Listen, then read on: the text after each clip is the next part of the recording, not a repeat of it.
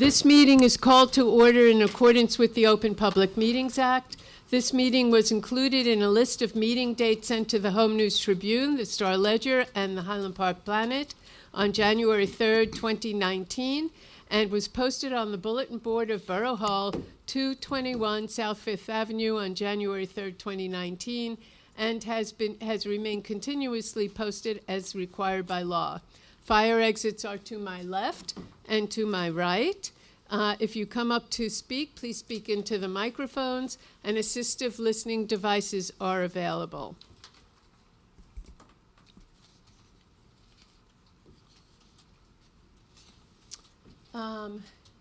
Dan, would you lead us in the Pledge of Allegiance, please?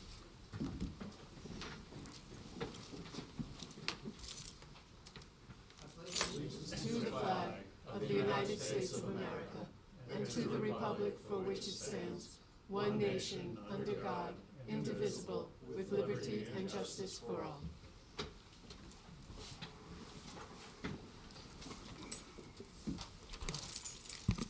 Roll call, please.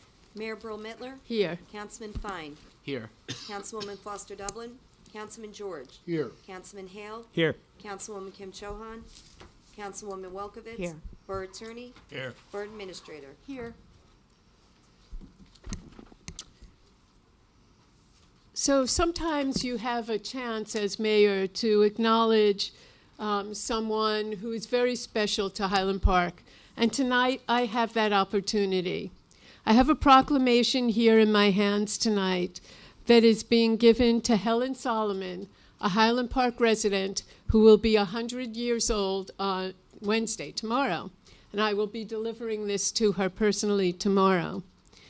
Whereas older Americans provide valuable knowledge and strengthen our national and local character, and for the years of service and reason for their years of service, they are a reason to deserve and need and do deserve to be recognized.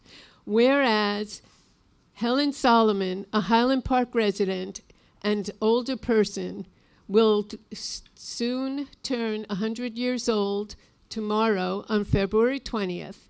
And whereas Helen Solomon was born in Jersey City, New Jersey on February 20th, 1919, and whereas Helen Solomon attended and graduated from William Dickelman High School, upon graduation she worked as in a ladies' store and learned of the need for volunteers to drive ambulances for the Red Cross.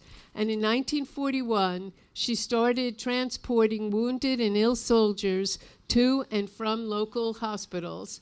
And whereas Helen, in 1945, met and married Carl Solomon and moved to Highland Park, she worked side by side with him in all his business endeavors for the next 54 years. Whereas Helen and Carl had 2 children, Helen has 4 grandchildren and 4 great-grandchildren. Whereas Helen currently lives in her own home in Highland Park, where she is cared for by her loving daughter, Ruth. Now, therefore, I, Gail Brill-Mittler, Mayor of the Borough of Highland Park, do hereby proclaim Helen Solomon a Highland Park hero. And on behalf of the residents of the Borough of Highland Park, I do hereby commend and congratulate Helen Solomon on her 100th birthday. Thank you all.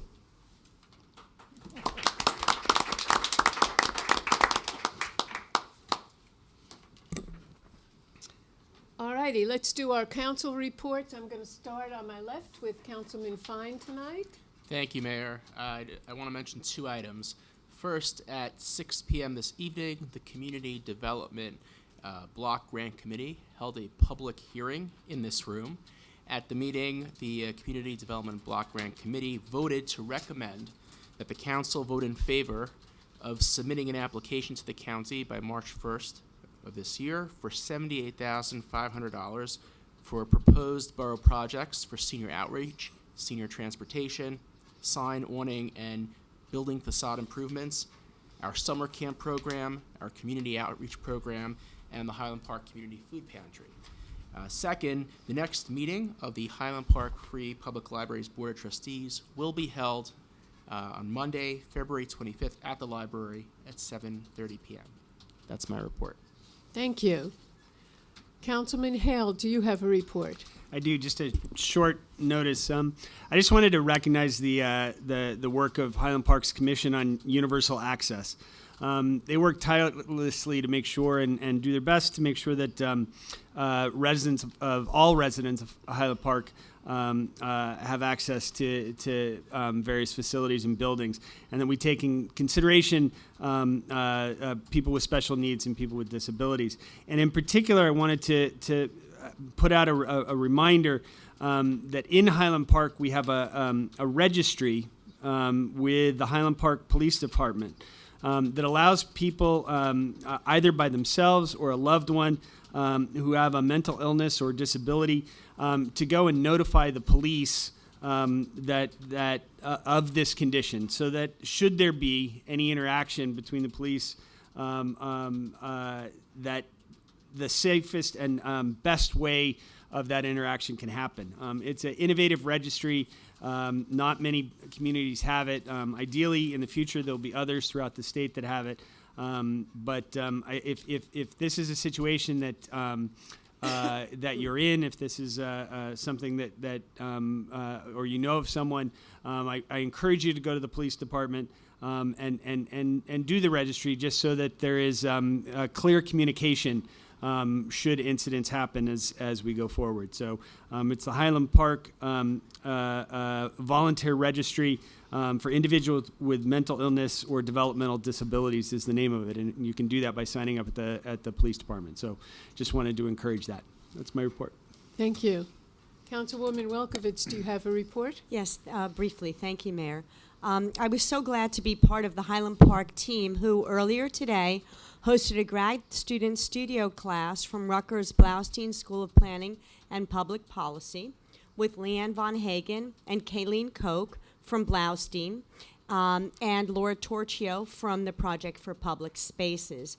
The project, which I've spoken about before, the project aims to create a placemaking project in Highland Park to create connections between health, place, equity, transportation, and economy. Placemaking is a modern planning tool that's temporary and inexpensive, and our aim is to improve the health of our residents and promote a vibrant economy. Thanks to the other team members from Highland Park, Tris Sanchez, Sean Meehan, Chair and Vice Chair of our Safe Walking and Cycling Committee. They are also part of the Blaustein team. Rebecca Hirsch, Director of Main Street, Terry Hover, our Borough Administrator, and Emma Missy, the Assistant to our Borough Administrator. We look forward, please look forward to additional details as they become available. And a big shout out to CBS News Weekly Sunday Morning Calendar for including this coming Saturday's New Jersey Bike and Walk Summit, which is held annually at Mercer Community College. This is about the 10th or 11th year that they're having the event, and the first time that it's been broadcast on such an important news channel. I hope to learn. I'll be there on Saturday, along with some members of our Safe Walking and Cycling Committee, who I mentioned before. They'll be presenting there, as they usually do. The important thing that they'll be doing this year is rolling out the next generation of complete streets policies. I'll keep you informed of all that. Thanks. Thank you. Council President, do you have a report? Madam Mayor, I don't have a report tonight. I'll have a more comprehensive report because, as we know, for Public Works, a lot of the volunteer groups, Sustainable Highland Park, the Environmental Commission, will be beginning to open up the season, and so I'll have a more full report on a lot that's going on in the next couple of weeks at the next meeting. However, I would caution everyone, the weather reports have turned a little more worse for our area. We may have another one of those storms that caused such a breakdown in traffic a couple of weeks ago, because there is supposed to be bad weather starting in the afternoon with wet snow accumulating rapidly. We have a number of streets that are no parking during snow removal. I understand that the school may be having early dismissal, but please keep your cars off the road so that DPW can get the roads cleared up in the afternoon. Thank you. Thank you. Borough Administrator, do you have a report? Just a brief report, thank you. I'd like to focus on a couple sustainability projects that have been underway for a while. One update, I'm really pleased to report, we got proposals from PSE&G's Direct Install program to do energy upgrade in all the borough buildings. And the way it works out, that the cost that we bear, the 30%, 70% is covered by the program, the 30% that the borough would have to come up with, the costs of to the borough will be basically covered by the savings over the 3-year period, and we can finance that through our utility bills during that time. So I'm very excited that basically one of the resolutions on the consent agenda tonight is to authorize me to execute those agreements on that program. So I'm really excited that we can do that at no cost to the borough initially, and then after that 3-year period, we'll see a considerable energy savings. That's great news. So that's something that's been on the to-do list for a while, and I'm really excited about. And the other one, a little lighter lift, but one I'm also excited about. If you go, eventually when you go downstairs, but if you go to the community center, you go to Public Works and a couple other borough buildings, we now have water filling stations at our water fountains, which I know seems like a minor thing, but is actually something I'm very excited to be able to do, and they're filtered water. So, so look for that. The one downstairs, we need one part, and then you'll see the one down there ready to go. So anyway, those are my 2 updates. Thank you. Borough Attorney, do you have a report? No report, Madam Mayor. Okay. I just have a couple of things. First, it's my first day back from vacation, and I want to thank Council President Phil George for stepping in and serving as acting mayor while I was away for a week and a half. Thank you, Mayor. So thank you. While I was away, I got a few phone calls from some of our residents regarding strange and noxious odor in Highland Park. And I had a chance to speak with the director of the MCUA, Joe Cryan. Apparently, the county purchased the Edgeboro landfill and has just dedicated, I believe he said, $18 million to repair the capping over the gases at the Edgeboro landfill. What you were smelling were the smell of gas being released from the landfill, and occasionally the winds will carry it across the Raritan to us. I understand it was very strong while I was gone, and the first time that I had complaints about it from people who live on the north side of town. The borough administrator was also smelling the odor where she lives. So I wanted to let everyone know that the county is planning on addressing this. They will be also monitoring the odors in Highland Park as time goes on. All right. Is there any public discussion? Anyone have anything they'd like to say? And when you do come up, please note that this part of the session allows for 3 minutes per person and a total of 15 minutes. Somebody move that microphone again. Good evening, ladies and gentlemen. My name is Herb Gross, and I live at Adelaide Gardens. Tonight, I'd like to report that the Veterans of Foreign Wars, the recovery team, has informed my post, which I am a member, a lifelong member of the Veterans of Foreign Wars, that the remains of a United States sailor has been recovered and is being flown back to the United States. This United States sailor was from Nixon, New Jersey, which is now Edison, New Jersey. I cannot give you his name because this information was just given to our post commander, William Young, and myself early this afternoon. This United States sailor was on the USS Oklahoma, which was bombed in 1941. And again, I say his name I cannot give you at this moment, but at the next meeting, I definitely will have more information on this. But this is a United States sailor, and again, I say this information was just relayed to us this afternoon. Thank you. Thank you, Mr. Gross.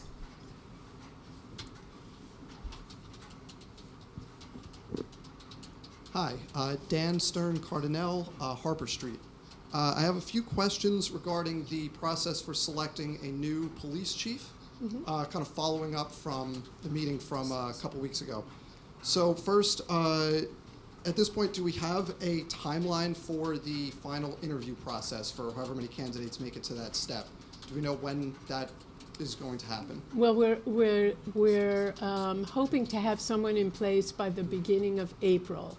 So I don't have the report with me on the exact dates for each step of the process. Borough Administrator, do you have Pull that it up handy? if you want on my device.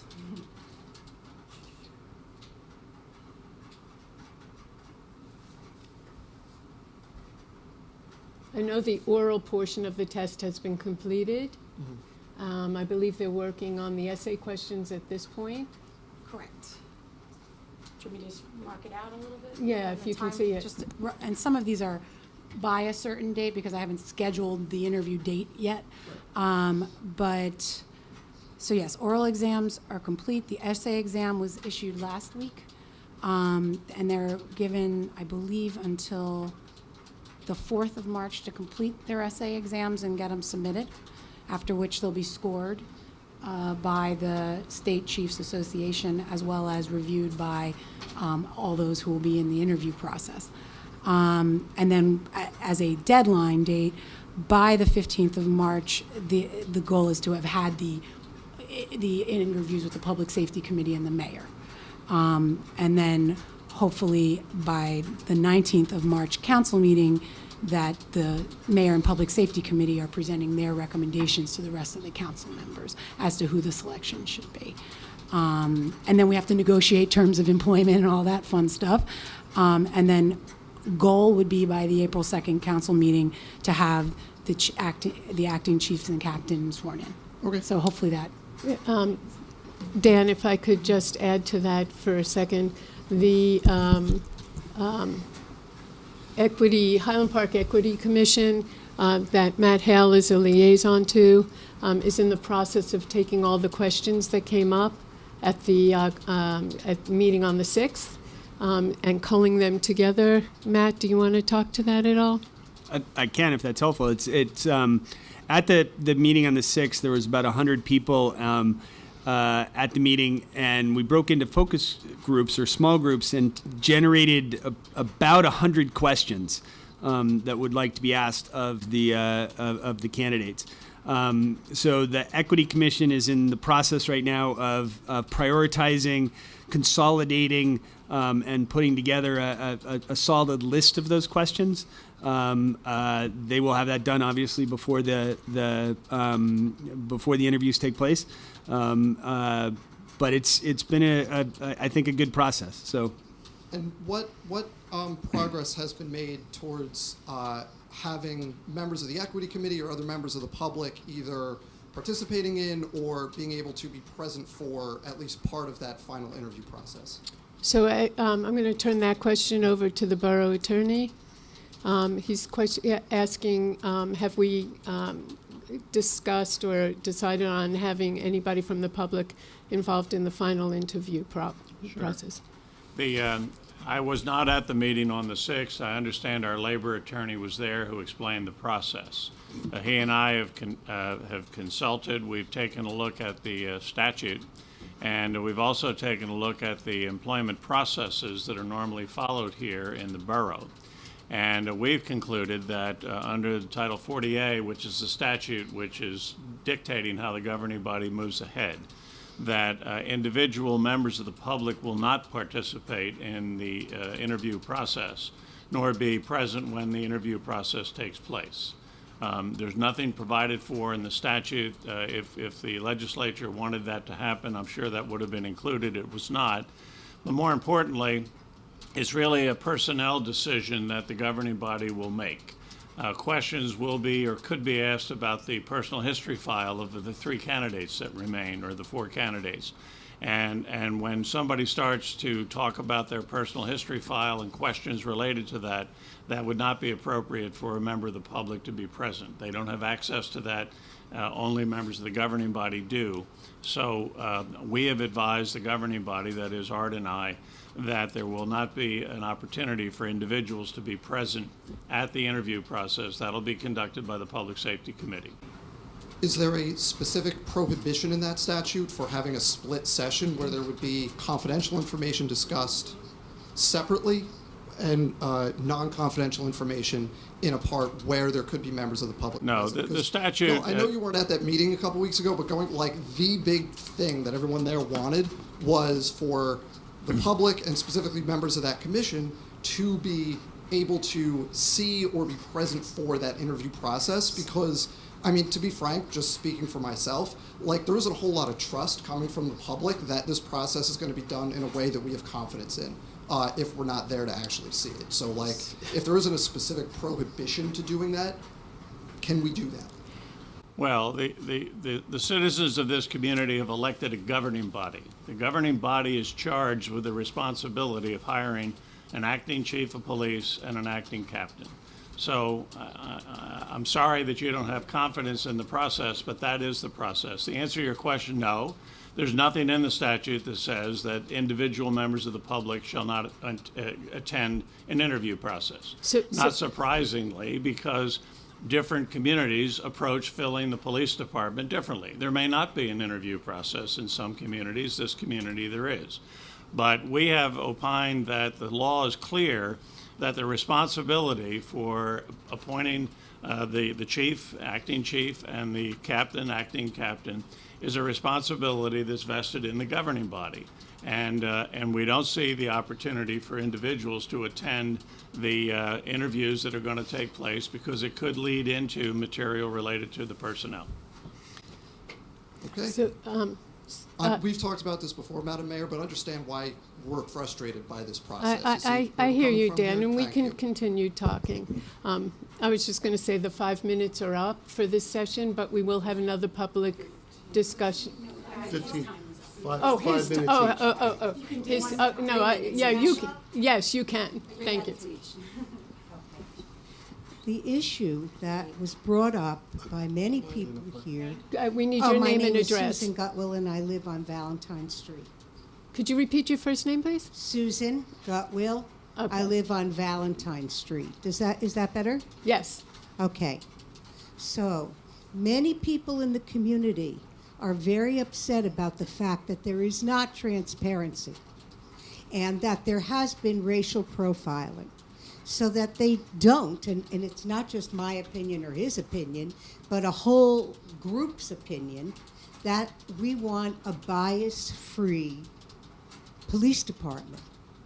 And that we have a right as citizens to be part of that transparency. And what you're saying is that no matter how much organizing this group has done, the Bias-Free Highland Park Organizing Group, that we will have no input and there will be no transparency. And I'm wondering, where is the democracy in that, given that there have been very serious questions about racial profiling among the police? So what you're saying, as I understand it, is that's right, and we're not going to have transparency. So that's, just understand that we want the same things you do, but I'm going to ask. About him. Excuse me? He doesn't sound like that. No, We decided, who? and this is Who? what we're, the lawyer. Oh, he's giving us legal advice. That's what we have lawyers And the for. legal advice is counter completely. Okay, so I would like you to hear what I would just like Councilman Hale has to to say. push back a little bit on the idea that there is zero transparency in this process and that there is nothing that has been listened to, which is what I just don't believe that that's the case. I think that the questions that were generated at the public meeting, the fact that there was a public meeting, the fact that all of the information that was gathered at the public meeting is given to a citizen commission, the fact that citizen commission is organizing the questions, putting the questions together, prioritizing the questions, identifying which are the ones that are the key questions for the community to be asked in the interview process. All of those things are generated by the work of the Bias-Free Commission, of the Equity Commission, of the citizens. All of those things are things that came about because of the actions of all of you in this process. In addition to that, there is as we discussed at the meeting, there is a police mentor, which will be hired to mentor the new police chief. Because that's a consultant position, because that's not a position. There was a question about where that mentor would come. So that interview process, the Equity Commission will be able to be a part of that process because it's a different type of relationship. It's a consultant relationship. It's not a personnel relationship. So Would the mentor be from the police? No, not from our police not from our own police Or department. any police? Well, we're working with the state chiefs organization, and that's, we need someone who knows New Jersey law. I don't think it's oversight in that case. Okay. So all I just wanted to point out is that I do believe that there has been a great deal of public input. There has been a great deal of public access to this, and I think that there has been a lot of things that the process has been improved through that access. So I would just push back a little bit on the fact that there has been none. I don't think that that's quite the case. Okay. Still not a public process in any way. I'm going to ask Council President Phil George, who wanted to say something as well, to speak. I would like to echo what Councilman Hale says. Having been involved in the process of assisting municipalities from large cities to villages, townships, and boroughs in selecting their chief of police, Highland Park has taken steps that no one else does. There are a few towns that have used the International Chiefs of Police organization to do their tests. Most of the time, the mayor makes the decision either from a civil service list or from independent testing. He brings that nomination, or she brings that nomination to council, and they make a vote, and that's it. Highland Park started 6 months ago to say, we really have to do this. How are we going to do this? We need to do it, ma'am, thank you. We need to do it in a certain way that involves the public as much as possible. And we knew that there were constraints on doing that process. The public is excluded from the interview process. The statutes provide for a very strict appointment of a police chief, and we have to follow that. But by talking about it, by discussing it with the public, we found ways that we could include the public much more significantly than the normal process of, here's the appointment, take it or leave it. And we rolled in to that questions about bias. We rolled into that questions about management. We rolled into that questions about how are you going to reach the rank and file? Because it's real nice to say that we interviewed a chief that has no bias or prejudice, which is not realistic. But it is better to interview a chief and be able to say, how are you going to manage your rank and file to get over these problems? And that's what we'll be asking, questions like that. So to say that there's no transparency, I just don't accept. To say that ma'am, it's my turn. Will you hold on, please? Will you hold on, please? Thank you. So to say that Highland Park has done nothing about transparency is not accurate. And Councilman Hale and the mayor have been engaged in this weekly. And we've been keeping track of it as well. And this is what the process is. Thank you, Mayor. Okay, so I'm going to have to cut this portion. We're at our 15 minutes, but there is a second part of public comment coming up shortly. The rest is going to go quickly. So if you don't mind just taking a seat, and then you can come back up. I understand that, but in the future, if you could stop the clock when something like that is going on so that it's truly 15 minutes of public comment, I think we would appreciate Okay. that. All right. Can I have a resolution, can I have a motion to adopt or reject the resolution to approve the emergency temporary appropriations? So moved. Second. Roll call, please. Councilman Fine, Yes. Councilman George, Yes. Councilman Hale, Yes. Councilwoman Welkowitz. Yes. Okay. Clerk, can you please report on advertising the boards, committees, and commissions ordinance amendment for consideration of passage on final reading by title? An ordinance of the Borough of Highland Park in Middlesex County, Chapter 9 of the Code of the Borough of Highland Park, boards, committees, and commissions was duly advertised for consideration of passage on final reading by title, and affidavits of publication are on file. The ordinance was posted and made available for public inspection as required by law. May I have a motion to take up the ordinance on final reading by title? So moved. Second. Okay. Public hearing? Seeing none. May I have a motion to adopt or reject the resolution and advertise the ordinance on final reading by title? So moved. Second. Roll call, please. Councilman Fine, Yes. Councilman George, Yes. Councilman Hale, Yes. Councilwoman Welkowitz. Yes.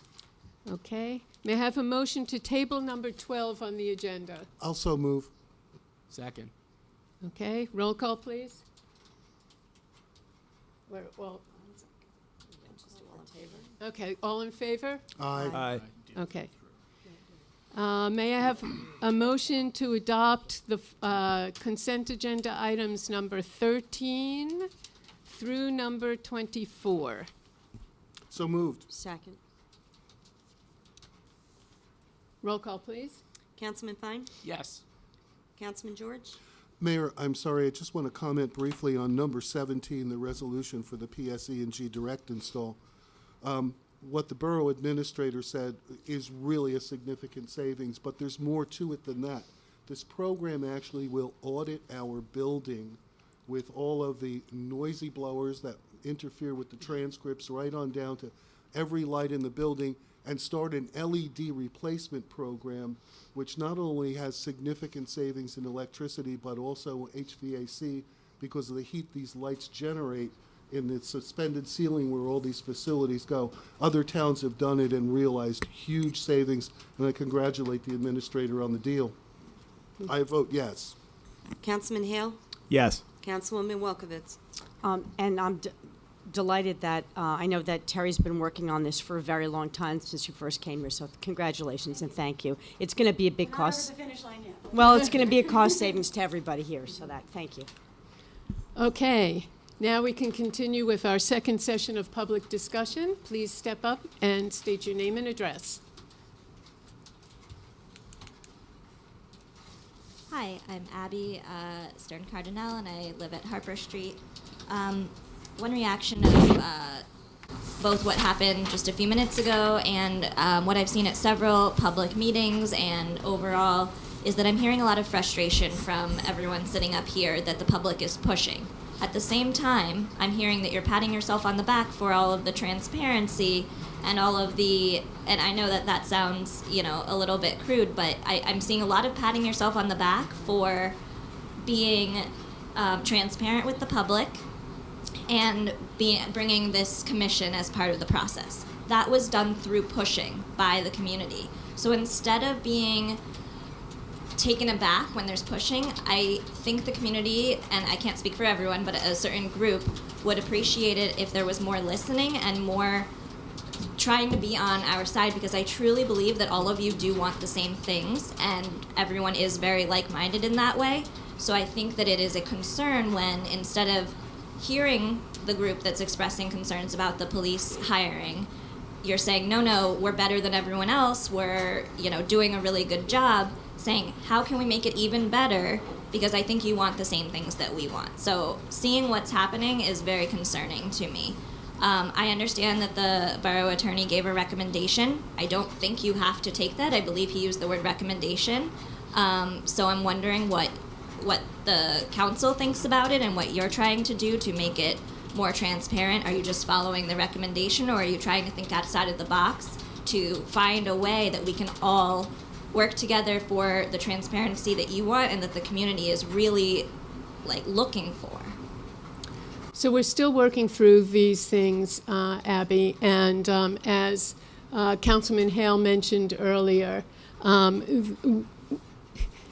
the most, I don't know how to say this, the best way that we can work with the community on this and to actually get to have one of the commission members participate in the selection process will be with this mentor. Now, understand that the mentor is the one who's going to be working very closely with whoever gets accepted as chief and captain to help guide them in the direction that the community wants them to go in.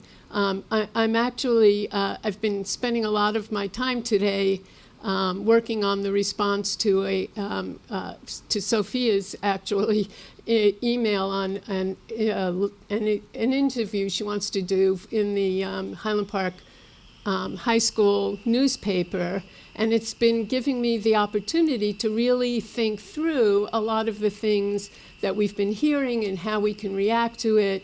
You know, I really appreciate that opportunity to do that, and I hope to get all of my answers back to her tomorrow.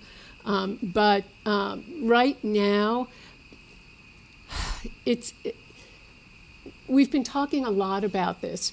Even while I was on vacation, we were talking a lot about this. Councilman Hale and I have been talking at least once a day about what we can do and how to make this work best for us and the community and the police department.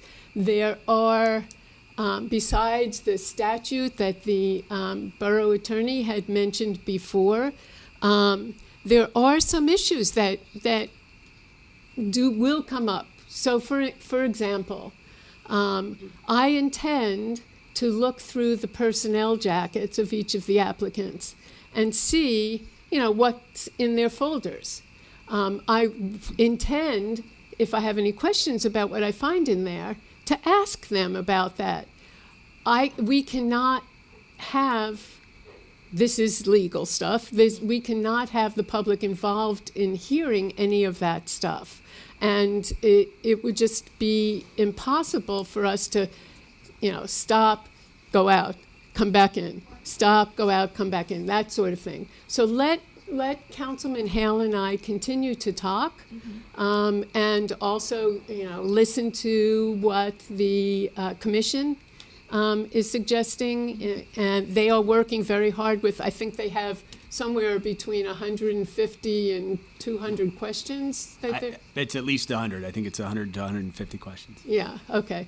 That they're going through to cull down to get us to ask. So I appreciate... And I just want to say, I know this is going to sound silly, but it's somewhat hurtful to hear people telling us we don't trust you, because, you know, we, like you said, we want the same thing. Do you think we're going to sit in a room and say, hey, listen, you know, we want a police chief that's racially biased, that's going to stop every African American or person of color who drives in our town?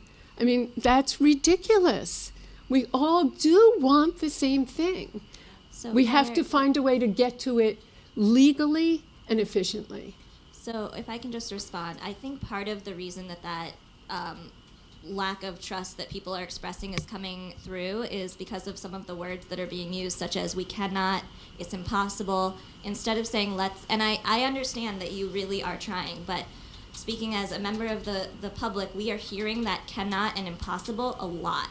And I think that you could have a lot of buy-in and supporters if we try to think outside of the box, and there have been some suggestions to make it possible, where there could be a public session, not even public, but a session where the representative of that commission, just one person, can be part of it, and then a part where you could open up that personnel jacket. So I think there have been those suggestions, and when the immediate response is extremely negative, it feels to us again, I can't speak for everyone, but from some people I've spoken to, that you're looking for reasons why not to instead of let's look outside of the box and think for reasons that we can. So I really think you have some potential really great support because you do want some of the same things, but also I'm not the most educated about some of these issues. I don't think everyone up here is the most educated. We have some really educated people in the community, and we should be listening to them and having them be part of this process.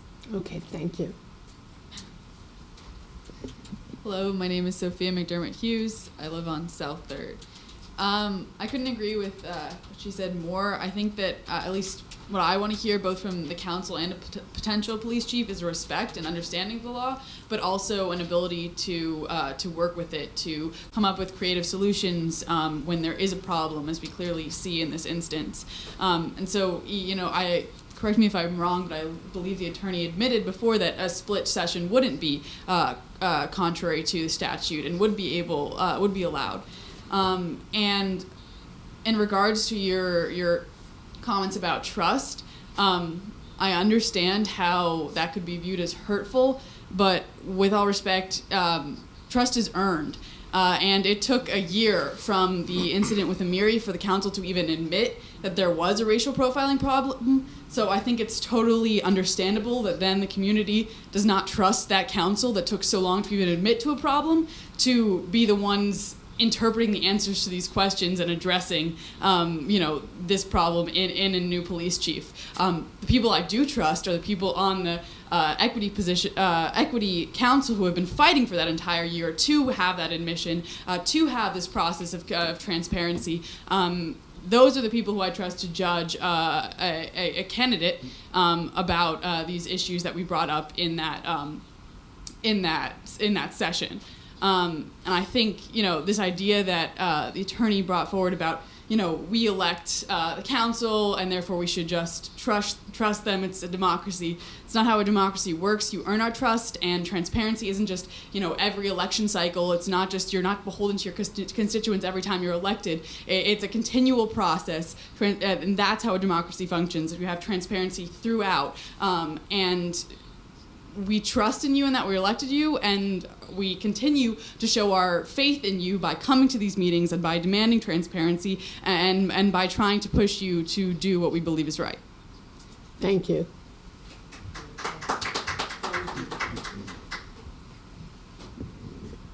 Hello, I'm Mike Noss. I live on South Adelaide Ave. So first off, Council Administrator, thank you so much for all of your efforts here in working with PSE&G to make all of the renovations for the energy conservation happen. I personally really appreciate that. And I extend that thank you to everyone who's been involved in that process. I think that's really important. Thank you.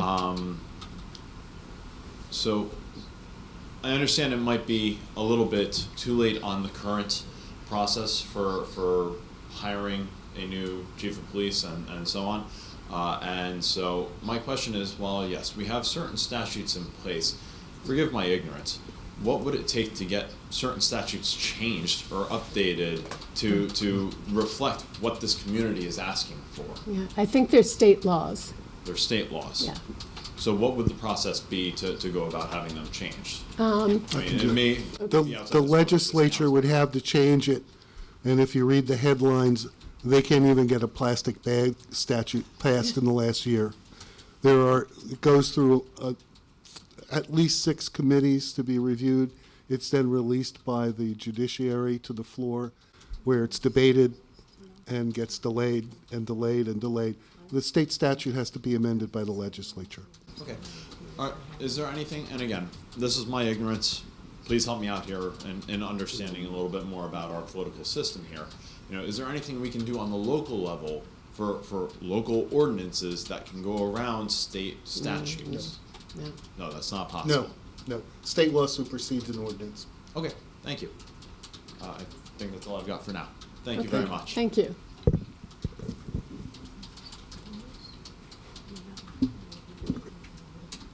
Dan Stern Cardinell, Harper Street. So first thing, just a couple minutes ago, you kind of, I don't know if took offense was the right word, but expressed that you want us to trust you, that the process is going to reflect the concerns that people are bringing up repeatedly over the last year. And nobody thinks that like the people in this room like want to pick somebody that is going to just allow the same practices to continue. The problem is that everybody, including everybody in this room, has blind spots. And what we're trying to do is point them out to each other so they don't end up driving how the process proceeds when we're not in the room, because apparently we're not going to be in the room. So my specific thing I want to ask about first here, along those lines, is this mentor that keeps getting brought up as like, well, don't worry, there's going to be input into this mentor. But the thing is, every time we discuss this mentor, it's always brought up that we're going to pick from the whatever it is, the New Jersey Police Chiefs, so whatever the group is, that they're gonna provide candidates for this. Mm-hmm. Do you see why that's the problem, though?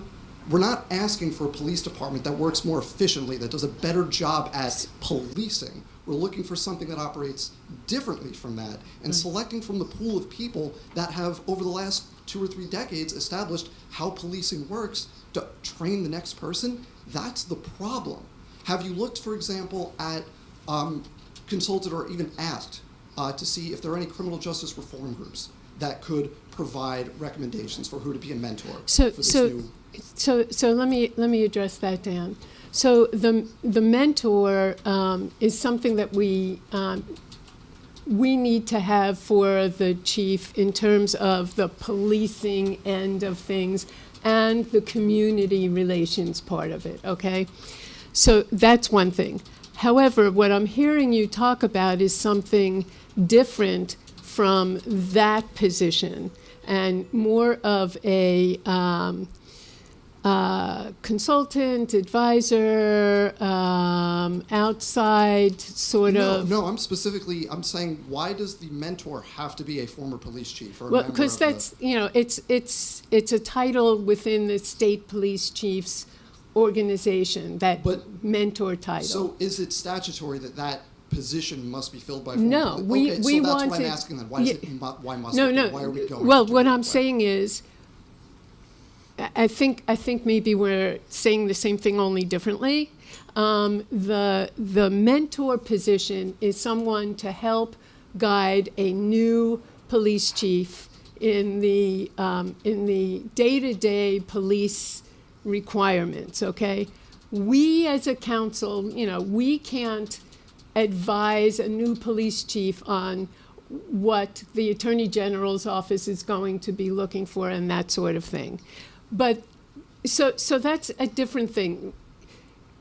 We need to have the mentor, okay? But it doesn't mean we don't also perhaps want to get somebody involved who can be more of a training, racial bias kind of person to work with the police department on a regular basis. Is that an idea you're throwing out off the cuff right now, or are there actual plans to have like a civil rights attorney on staff as a consultant? Well, I don't know if I would go with civil rights attorney, but yeah. Well, it's somebody who's professionally can do this. It's just something that I'm thinking about now as you're talking.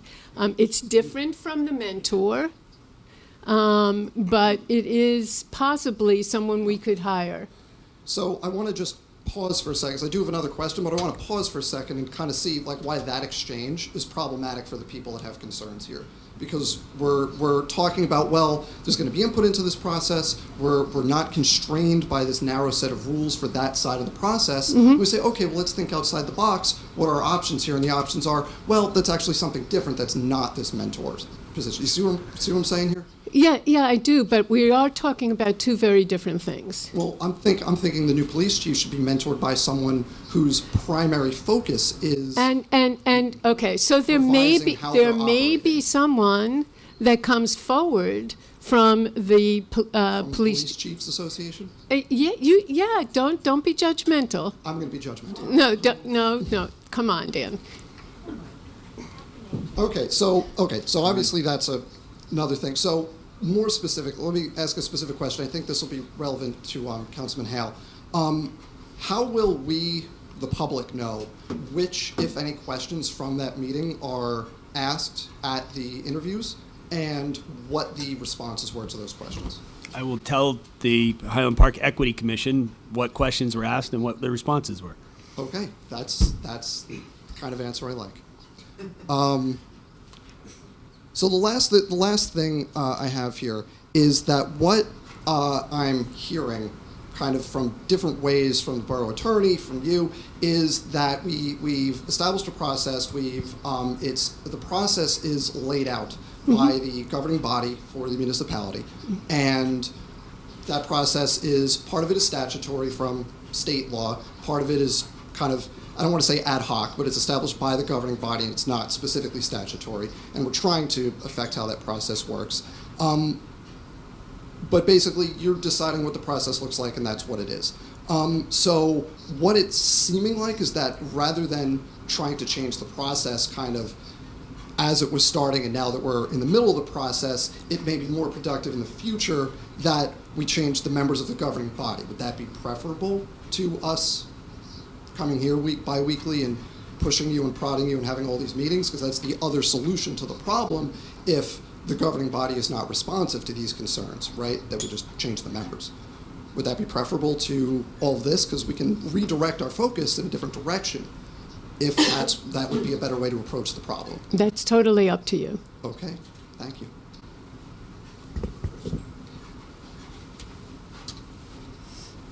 Hi there, Zanetta Rago-Kraft. I live on Cedar Ave.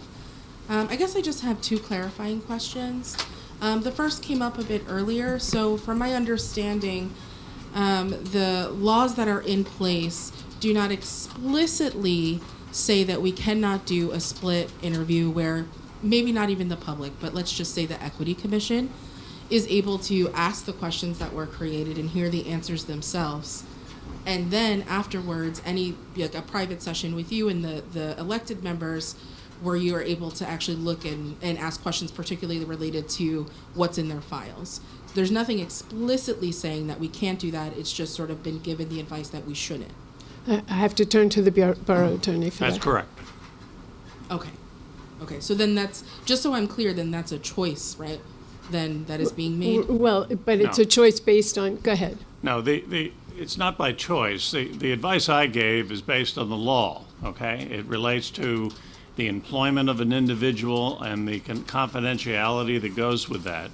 And it also has to do with what the statute says. And the statute assigns a responsibility for the process, however that process is designed at the local level, to be implemented by the governing body, not by individual residents of the community. So I've advised the council that that process does not permit and does not encourage or does not allow individual members of the community to attend the interview process. That's all. Thank you. Would the commission, which was appointed by elected governing bodies, be able to do a split session then? No, their liaison, who is a member of the council, will carry that information in, and that's the appropriate way to do it, to keep it at the governing body level. And you said that you would take the information or ask the questions and then sort of report back on the answers, right? Would that happen obviously before the final recommendation is made? Yes, absolutely. Yes. Okay. And then my second question, just a clarifying question. Has anyone had a conversation with the candidates about the opportunity to actually engage with the public or just the Equity Commission? Because I would think that a community police-oriented candidate would actually really embrace the opportunity to be able to start building those relationships early with the community. Have you had the conversation with the candidates themselves about what's going on in these meetings and asked if they would be open to Well, it? the candidates have themselves seen all the videos, I'm sure, of the meetings. But we have not sat down with them and asked them that question. I mean, I just think if we're thinking about community-based policing and, a candidate coming into this position, knowing what's going in town, they might actually be really open to this, and then we don't have to necessarily kind of tap dance around, everything that we're doing. I appreciate the meeting on the 6th. I think it was really great. It was nice to be in a community and get those questions, even though there were 100 of them, and there's absolutely no way that we're going to be able to ask 100 of them. I still appreciated the opportunity, but I think sort of having the follow-through and also helping them to really understand what the community is feeling might actually kind of solve this solution or solve this problem on its own. Okay, thank you. Thank you. Hey, my name is Matthew Hirsch, 333 Felton Avenue. Thank you for the explanations. I just wanted to speak briefly as a member of the Equity Commission, and just in the name of transparency, mention that there is a meeting Friday morning at 8:30 at the community center here in town, and the Equity Commission has been meeting weekly to address a lot of the concerns that are being raised here. Again, all of those meetings are public, so I just wanted to make that clear. And also, several members of the Equity Commission were members of the public organizing group, Bias Free HP, that had been pushing for this. So, just a little, it's not so adversarial as I think a few of these comments have really made things out to me. I will say though that I think the council is leaving out an important thing, is that the candidates statutorily have to be borough employees, correct? They're Correct. existing borough employees. Correct. And that's why the public can't be involved in the interview process, right? Yes. Right. That's why. Yeah. So it's not BS. It's actually, so I mean, and that's just they're existing borough employees by statute. The chief has to be an elevated existing officer. So that's why the public can't be part of that discussion. Sorry to do your PR. It's my job. But thanks for helping explain. But I do want to say though that because I have an idea. I mean, I think anybody who knows our 27 officers on the force, I have an idea of who those candidates would be, and my idea is that they are admirable individuals who will be receptive to community input, and I know are watching what is happening. Because the borough's options are limited, though, I would suggest that the borough continue doing its public engagement campaign during this one-year mentorship period to make sure that a new chief is reflecting the ideals of the entire borough of Highland Park, and also those interested in promoting an equitable, a more equitable law enforcement landscape. So I think that's really an area where the public can be really involved, is in that first year of advocacy when the new chief is in place, and there is this one year mentorship period. Right. Because that's an area, because that's the time when things can change. And to that point, Matt, I'm glad you brought that up. A few years ago, when I first became mayor, we started having open public meetings with the police department on different topics. And some really good things came out of those meetings, like the need for the Zone 16 Center. And people just, as we started having more of those meetings, the number of people showing up became less and less and less and less, and so they stopped. And so, it would be, I think, a good thing, given that there's this new enthusiasm and interest in policing here in Highland Park, that we start talking about having those open public meetings again. I think we were doing them once a quarter back then. Yeah, do them more of that. Then than that if there's the interest for it. I just want to point out that there is, we're not going to get to the police force that we want to have if there continues to be kind of this adversarial viewpoint of our local police. Mm-hmm. It's just not going to happen. Between the PBA and the council and the public and all of these forces that are coming together. Nobody is going to arrive at the place where they're going to need to be, want to be, where they can thrive and be happy and prosperous and safe, unless everybody is, unless we're all on the same page. So, Dan, you can come up here and threaten to run against the council. No. I'm just saying you can say that people are going to come up and run against them. That may not be the best way to get what you want. Thanks. Thank you. Abby again, to Harper Street. Just for clarity's sake, is it too late or is it not too late to continue the discussion? It seems like it's a quick timeline about having a split session. I understand that there are personnel issues and they are current employees, but I think the suggestion that has come up several times and you seemed open to was a split session. Is that completely off the table or not? I'm a little confused. It's something we would have to discuss with the. Well, I know ask the his You mean recommendation is no. I'm asking whether A split the council. session for I'm talking to the- him, asking him for legal advice. Sure. You're asking about a split session for the interviews with the public in one section and the council, the governing body in another? Not the public, just one representative from the. Somebody other than the not governing the body or liaison. somebody other than the public safety committee? No, that's not permitted. I thought you said that it wasn't. You It's didn't not recommend specifically it. provided for in the statute, so we couldn't run a dual interview period as part of the process. The process is parked right here with the governing body, and with your input, the governing body will implement the process. But there's not an ability, in my opinion, to have a dual interview process involving a member of the public. Okay, I wasn't clear on that from what you said earlier.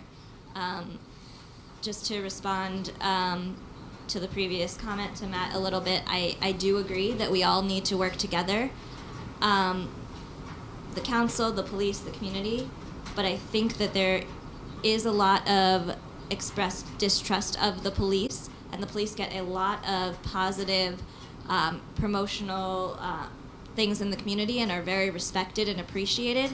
And so I think that the fact that there is some concern from the community means that the community can't just keep saying, okay, we respect you, we respect you. We need the police to come to the community, and that's what I think the community is asking for here. Right, and I think also one of the things that we've talked about in interviewing the candidates is getting a better understanding of what they think of community policing. What does that mean? You know, that the answers to that will tell us a lot about each of the candidates. Absolutely, thank you. I just wanted to. You need to give us your name and Oh, address. sorry, Susan, Valentine Street, Susan, Gutwill. I just wanted to make a comment. This isn't personal to you, Gail, that people distrust you. It exists inside of a country in which we're just coming to understand white consciousness and how much white consciousness is taken for granted. And in the context of that, we're also coming to understand that police violence is endemic, hence the force report in which Highland Park comes out in the lower 20th percent. So this is not a personal issue about what your beliefs are or anybody else's. And I think it's patronizing, basically, and that creates distrust for you to take it in personally that way. But I also want to just say one other thing. So this is a very serious conversation. This is not about just the rules and the regs. It's about something we're dealing with that has come up here in Highland Park that is about prejudice, and that has come up around the country in terms of police murders and killings. And I'm sorry, I don't want to have to apologize for saying this as if, you know, I'm now rude or, you know, I don't trust in you. These are big issues. yes, And I I just wanted to say that, and I also want to say one last thing. We're not just talking about a mentor. I think the word that nobody's using is oversight. And that's a word that's come up throughout the country about police oversight, not just mentorship. So here in the state of New Jersey, and you can correct me if I'm wrong, but the oversight of the police chief and the police department comes from the AG's office? That's correct. We're through the Middlesex County Prosecutor's Office. That's Yeah, correct. so that's Well, where there's that, a lot to be said about that, too. right. Many And- studies about prosecutors. Yeah, and yes, these are big issues, and they are issues that, you know, that are national issues. And certainly, more today than they ever felt like they were in the past. And these are things that we're all dealing with. That use of force report comes up often, and we've talked about it in great detail. The lieutenant who's sitting here now, Lieutenant Abram, worked with Councilman Matt Hale on going through detailed backup to understand what those numbers meant for us. I don't know if Councilman Hale, you want to talk about that at all, or you're still working through some of that with him? Well, yeah, I mean, I think I've given a report to the Highland Park Equity Committee that I encourage them to share as widely as they want about the force report. I'm happy to talk about it at any time. I don't have my notes from it in front of me. But we've gone through the force report in excruciating detail down to the level of a single incident, trying to understand what are the specific places where there may be a problem. And we're still working on that. Where there is a problem. Specific places where there are things we need to discuss. Okay, I think that language it's slippery. There may be a problem. We know there was a problem. So I'm going to sit down with that. But that doesn't inspire trust. And it's not about you personally. Mhm. That's why you're the mayor. That's why I get paid the big bucks. Thank you. Okay. Please state your name and address again. Hello again, I'm Mike Noss. I live on South Adelaide Ave. So, again, forgive me. Please help me out if I'm mistaken in anything and clarify for me anything that I may be unaware of. This is only my second council meeting as a relatively new member of the Highland Park community. So I'm very happy Lieutenant Abraham's here. I'm curious, are there any policies in place that prohibit or require any presence from the police department at these meetings? Is there any way to have off-duty officers here and actively being involved in these meetings where we're talking about them and where we can try to have more of an interaction with them beyond, oh, they're just in uniform and that's all we'll ever know them as is uniforms and badges and guns. So, can we interact with them in a venue such as this where clearly there are very strong feelings and emotions about right. that role? So that's why I brought up the open public meetings that we had when I first became mayor and we started having those. That was a place where the community came in, asked questions. We talked about. I remember one of the discussions was. Working with young African American men on and the NAACP was also involved in those meetings on what to do if you get pulled over. Unfortunately, in this world, in this country, when you get pulled over, if you don't, that's where the risks start happening. And so the NAACP has a program where they educate young men or anyone on what to do if you get pulled over by the police. And our police were involved in that open public discussion also. It was a wonderful meeting. And in fact, as I said before, it was out of that meeting that we created the zones, what's called Zone 6 now, the new teen center. Some of the parents of young men who were at that meeting were asking us to find a way to have their kids interact with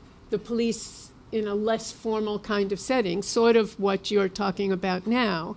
And the program, I'm sorry Councilwoman Foster Dublin isn't here. She actually had been asking for that to happen for 12 years.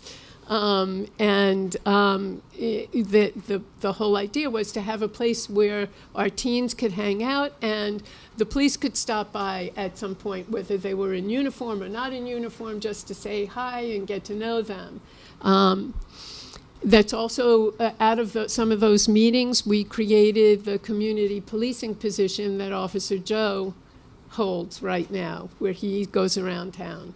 The police, I think, I was on vacation, so it was one day last week where several officers hung out at Dunkin' Donuts, and they had a coffee with a cup of. I think it was at Penstock. Not at Oh, Penstock, sorry. Coffee with a cop, and people came up to them, and it was a casual kind of thing. They were in uniform, I think, because it was during work hours. But, so there are all those kinds of things that we can make happen again. I'm thrilled to hear about these things. I would like to see them continue or be picked back up where possible. But I think part of the important part of what I'm asking is, it's in this specific venue I've seen in the last, only 2 times I've been here. Oh, you mean in the council meeting? Yes. Okay. Where I've seen very, heated debates and discussions with them as the subject. Right. And they're not here in any capacity short of the one representative. Right. And again, I'm very thankful you are here to hear these comments and discussions to report back. But I think it would be nice, and I hope you agree, that it would be nice if there were more of you here to hear this firsthand and be engaged in this conversation. Whether it's on duty or off duty as members of this community. And again, correct me if I'm wrong here. I don't know. Can I just comment on that? I apologize. I think I hear what you're saying, because it would be nice, and I know that there are some questions from time to time that the lieutenant or chief are asked to respond to. I just don't think this is the right format. We have a certain agenda, and I don't mean to get too technical, but I think what you're asking might be better handled through one of these more informal meetings. And we could do it on a certain topic too, which might actually help focus a meeting like that. This is not really a Q&A kind of format, so that's why I just wanted to say that. Thank you. Thank you for your input, by the way. I'm not suggesting it's necessarily a Q&A between the public and the police. What I'm asking for is, first, if you could clarify for me, as the Highland Park police force. Are they residents of Highland Park themselves? Is there any policy requiring them to live within Highland Park or explicitly live outside of Highland Park? No, there's no policy that says they have to live here or not live here. Do we have any numbers as far as percentages? How many do live in Highland Park? How many don't? I imagine if they don't live in Highland Park and they're not on duty, they don't want to be here. They want to be home with their families. And anecdotally, I can tell you that 2 of the most senior people grew up in Highland Park. Okay, thank you. So. Not to require anything, but just as encouragement, I think it would be nice if there were members of the police department who live in Highland Park could attend these council meetings. Okay.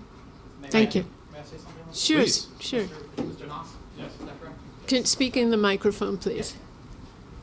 This is Hi, Lieutenant everyone. Abrams. My name is Lieutenant Rick Abrams. I've been here 16 years now. Most of you probably don't know me. I worked the majority of my career on midnights. We were all sleeping while I was out driving a squad car. The reason we come to these meetings is mostly to answer technical questions that they might need. I personally don't feel it's our place to go back and forth with anyone who stands up at the microphone, who has anything they want to say, for fear that we might be stepping on their toes, intimidating them, anything like that. So we generally are quiet, and we sit here, we listen, we take notes, we bring it back to the rest of the administration, and we talk about these things. We do. You might think we don't. We do. We watch the television part.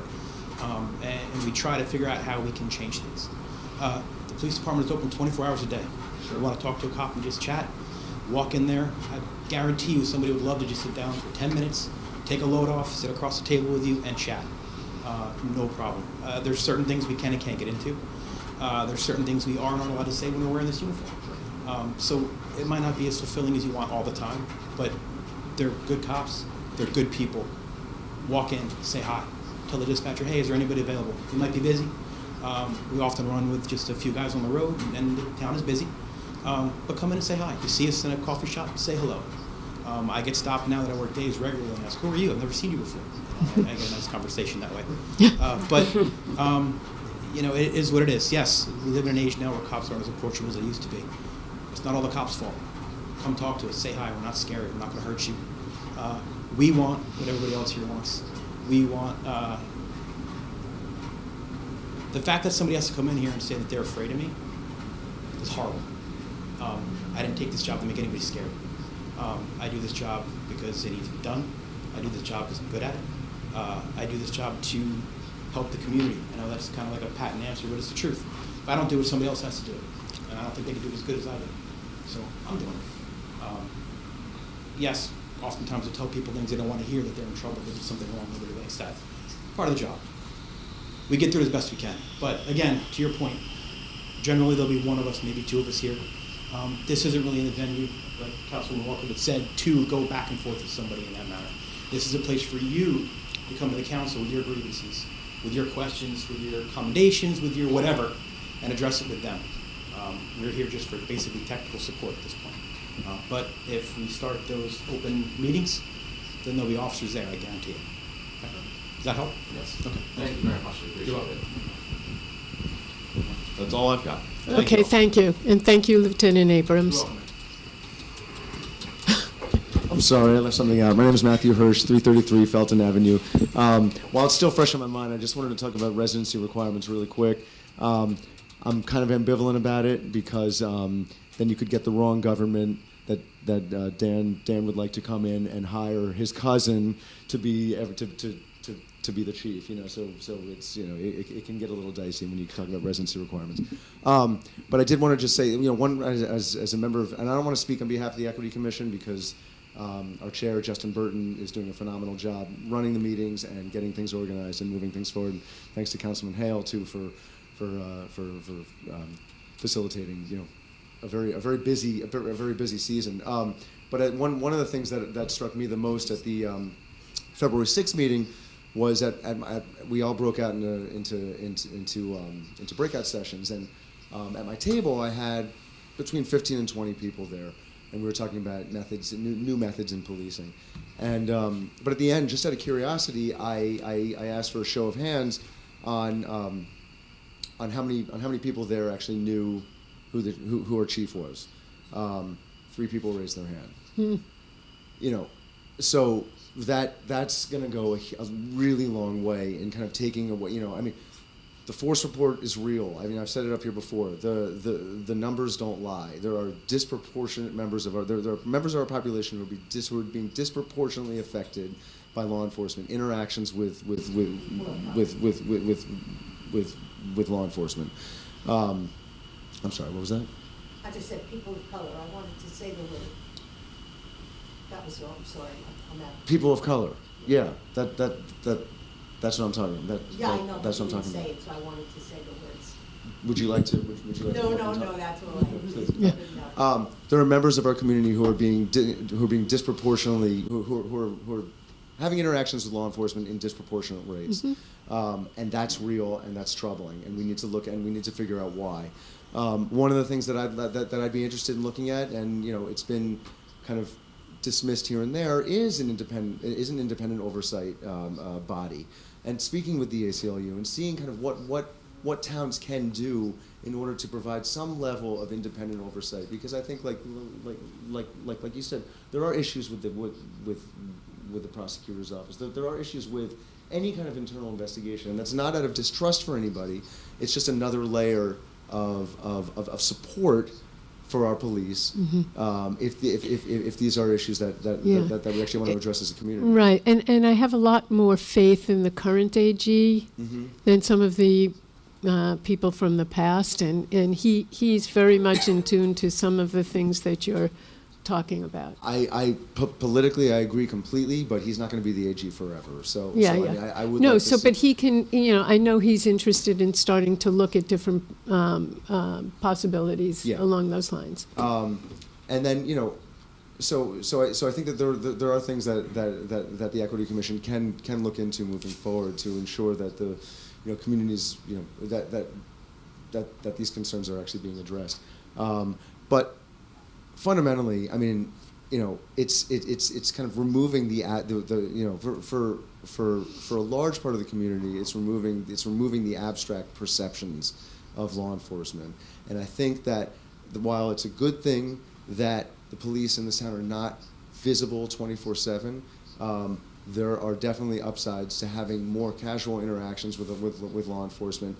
If you're having an interaction with an officer, it's probably not going to be a good day for you.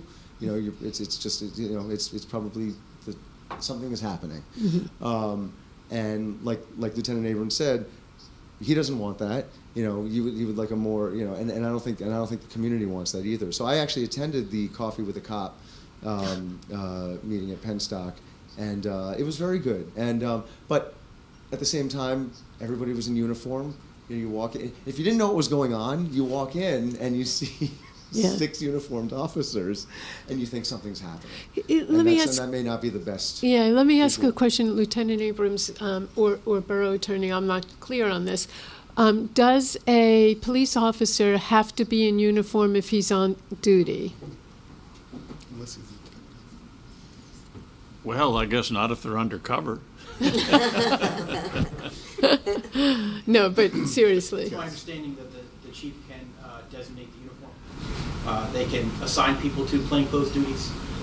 We've done it before where we put someone in plainclothes for different details. Not necessarily undercover, still police work, but not necessarily dressed in a full uniform. There are times when I come in, depending on what my duties are for that day, what we call soft clothes, with a pair of khakis and a sweater. I'll still be armed, so I'm still expected to respond to anything that happens while I'm on duty. But no, there's times when we can come in soft clothes. So I know Officer Cabello wears soft clothes when he's in the school just to be less noticeable, but. So that's something we may want to talk about for the next Coffee with a Cop. Yeah, I mean, and again, I happen to know the officers, and we had really good discussions. But somebody who is not aware of what's going on, maybe they're going to think that either there's an incident happening and they should stay away, or maybe put off just because. Okay. Because that's how some people. Thank you, Matt. For good reasons. And, yeah. And like you said, I mean, it's a national discussion. We're at a point in our country where we are dealing with these issues, and let's deal with it in Highland Park. Thank you. I'm Jeff Vardaro. I live on Wayne Street. I wanted to clarify. I think I understood that Councilman Hale is going to take the questions from the Equity Commission that are decided on, and whichever ones are asked, you're going to report them back to the Equity Commission with the answers. Is that right? Yes. And I just wanted to check with the borough attorney. Is that okay? Is there a problem with him taking the questions and answers and giving them directly to a member of the public? Well, no, it's fine because it's coming through the council liaison. Okay, so is there any legal prohibition on the interviews themselves being recorded and transcribed and then shared with the public? Well, we could record and transcribe them, but they would not be shared with the public. I think the summary of what you heard would be the questioning would come back. But again, if a question delved into an officer's personal history file, as the mayor said about an incident or I'd like clarification, that could not be released to the public. That would be a violation of the law. Sure. So if the whole interview were recorded and transcribed, could it be shared with the public in a redacted form? Like you as the borough attorney could go through and say, okay, that's from the personnel jacket, that can't be shared. That's from internal affairs, that can't be shared, and use a black marker? I think you should research that. Yeah, we could certainly, Council President suggested we take a look at that from a legal point of view. We'll be happy to do that. But again, so he's your lawyer and you're their lawyer? Is that how it works? Well, that's right. But again, the interview has to be conducted and overseen by the appointing authority, the governing body.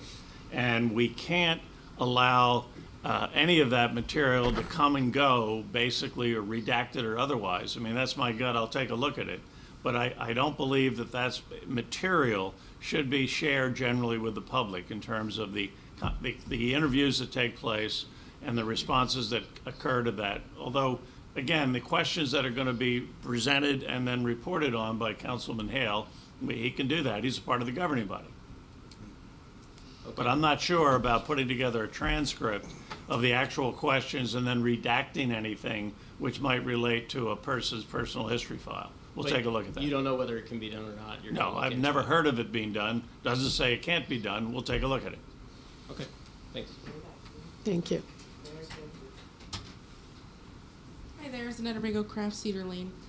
Just a bigger question. I know there's been a lot of concentrated energy on looking at the hiring of the police chief and then anti-bias training within the police force, but I can't help but also note that every story that's been shared that I've, since I've been in these meetings also are based in the community, meaning somebody called the police on someone who looked suspicious, or, and generally speaking, people of color. I'm just wondering, and I'll say people of color because that's important to say. I'm just wondering, as someone who's lived here, my wife and I are both people of color, like we knew moving here right away to, not speed, not that you should ever speed, but to really truly be careful in this town. We do not recommend this town to other people of color who are moving into this area or starting to work where we work. We do not plan on having kids in this town, and that's based on our experiences here. And so I'm just wondering, it's bigger than the police, right? Like I don't want to just put this all on the police force. I'm just wondering if this is a venue potentially to look at sort of town-wide education and not just sort of focusing it on the police force. So I'm really glad you brought that up, because when we first started discussing all of this, two directions we were looking at in terms of training. One was for the police department, and we hired an outside company to actually help us analyze some of the data and work with us going forward for the police department. However, you're absolutely right about some of the things you just said. The police respond to reports that are called in. And there's a whole separate direction we talked about going into, and it involves the Human Relations Commission. We want to do bias-free, if you want to use those words, training for the entire community. And we actually have reached out to someone from the an organization in New Brunswick. I'm trying to remember the name now. Thank you.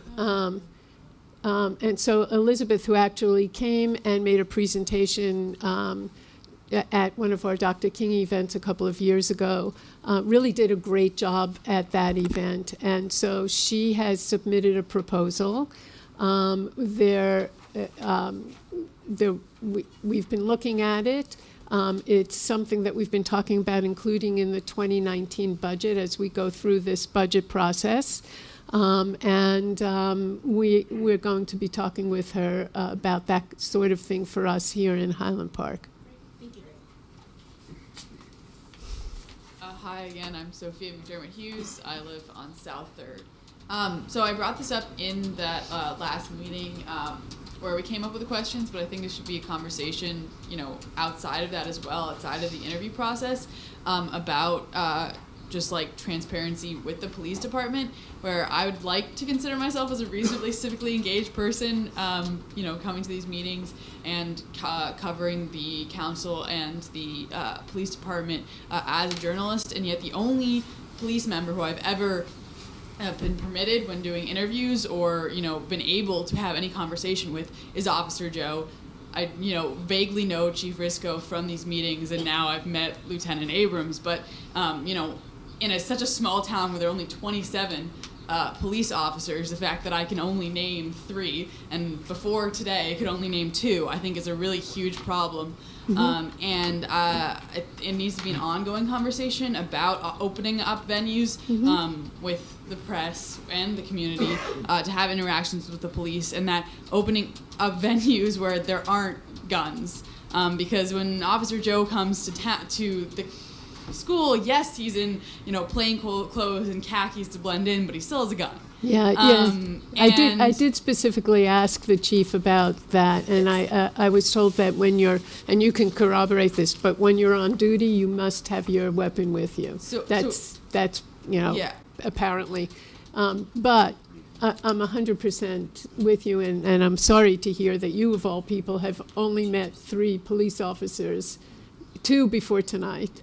In the amount of time you've been here, because I think you probably know more people at Borough Hall than you do over at the police department, and that's part of the policing situation that community policing that we need to address. So I'm not going to say his name because I don't know if he wants to be like, if this was like on the records as such. But I did have a conversation about with someone who's aware of the policing rules about that situation with Officer Joe wearing a gun at school, and kind of similar to the conversation earlier about being undercover, that police could go on special assignment and as they would going undercover like at a pool party where they're not going to have a gun, that kind of could be interpreted and used in the school setting. I think it's part of a larger conversation, sort of as I said earlier, with looking at changes in the police department, is like looking at these laws and looking at these instances where the council has agreed, the school board has agreed, lots of people have said that there's a problem with Officer Joe carrying a gun at school. It makes the kids uncomfortable. It characterizes from the beginning relationships between the youth and the police as one of violence, where you're trying to build community and understand and build relationships between youth and police that's not based on fear. And yet when you're introduced to this officer, he's got a gun and a weapon on him, Right. and so your immediate Right. association is an officer is a gun on the street, as was said last time. So, what I want to see from the council and from the police is, we recognize this problem. Okay, can we look at the law in detail and see if there's a way to work around it? Because we're not going to get anywhere if everything that happens is just, there's a law against it, I'm just going to give up. You have to look at it and respect the law, but also be creative in working around it when there's a legitimate problem that everyone agrees is a problem. Okay. Thank you. Yes, go ahead. Can we take a serious look at that? Because I remember when that first happened, everybody was, first off, shocked that Officer Joe even showed up at the schools, and then to have him with a gun was even more shocking. And I know we had talked about that, and that was the answer we got. Right, but right. that I would really like to pursue it, So especially Lieutenant at this time. Abrams, So maybe thank you can take that up back at headquarters about the possibility of whoever's going to be the community school policing person not having his or her weapon with them.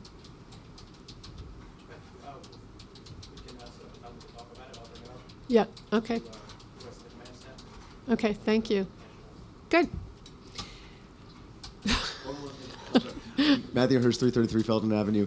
Just as a fellow journalist, I wanted to cite Sophia's source, but not explicitly, but just back up that I have also heard that officers on duty can be detailed without a firearm for special events. I don't know that to be true, but I have been told from reputable organizations that is a possibility. So Lieutenant Abram will look into it. That's all. Thank you. Okay. May I have a motion to adjourn and go into executive session? Second. Okay. This meeting is adjourned.